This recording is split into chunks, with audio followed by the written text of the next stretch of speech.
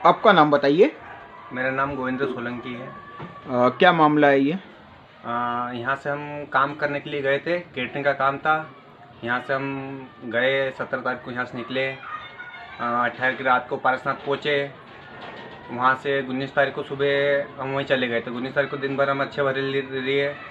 शाम को फिर अप्पू भी आए, थोड़ी उन्होंने ये कर रखी थी ड्रिंक, तो उसके बाद में उनको हमने समझाया बुझाया कि भैया गाली गुप्ता मत करो, अपने काम पे काम ध्यान दो। तो नहीं माने, थोड़ा सी हमने उनको चमका देता, डरा देता, भैया नहीं तो हम वापस छोड़ के आ जाएंगे, कुछ भी घर पे छोड़ देंगे, आप काम के हिसाब से तो काम करो। तो उस पर शांत तो हो गए थे। उसके बाद में फिर सुबह 20 तारीख को हम 8 बजे रांची निकल गए थे, 4-5 लोग, बाकी सब वहीं थे। तो इन्होंने बोला कि हम घूमने जाएंगे। मैंने कहा हम चले जाना, कोई दिक्कत नहीं घूमने।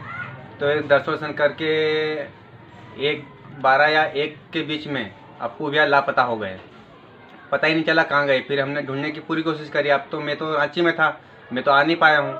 बाकी मेरे साथ वाले लोग थे, सब ने ढूंढने की कोशिश बहुत करी, गाड़ी घोड़े भी बहुत दौड़ाए उन्होंने, खर्चा भी लगाए, पर वो मिल नहीं पाए।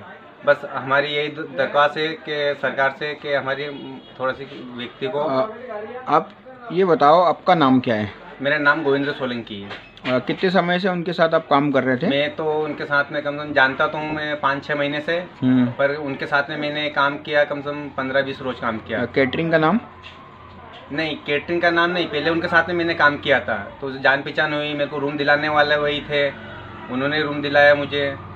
तो फिर मैंने बोला था इनके साथ में मैं काम पे जा रहा था, तो मैंने इनको बोला कि भैया मैं 15 तारीख से मैं नहीं आऊँगा काम पे, कोई बंदा तो देख लेना आप। तो उन्होंने बोला क्यों क्यों नहीं आऊँगा? मैं बाहर जा रहा हूँ टूर पे, मैं कैटरिंग का काम भी है मेरा। तो उन्होंने बोला भैया मेरे को भी ले चलना साथ में। मैंने कहा आप नहीं कर पाओगे?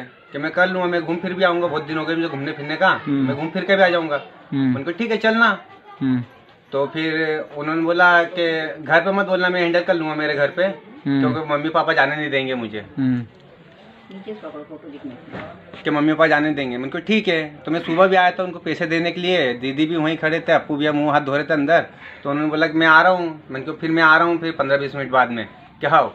तो फिर उनको रास्ते में मैंने पैसे भी दिए, 1500 रुपये दिए। फिर यहाँ से वो तैयार हुए, उन्होंने कपड़े प्रेस भी करवाए, सब कपड़े भी निकलाए, मेरे कपड़े भी प्रेस करवाए उन्होंने। और उसके बाद में हम सब निकल गए थे यहाँ से 17 तारीख को रात को। हम ट्रेन से गए थे, ये तूफान से गए हुए थे सेठ के साथ हमारे। सेठ का नाम? रितेश जैन।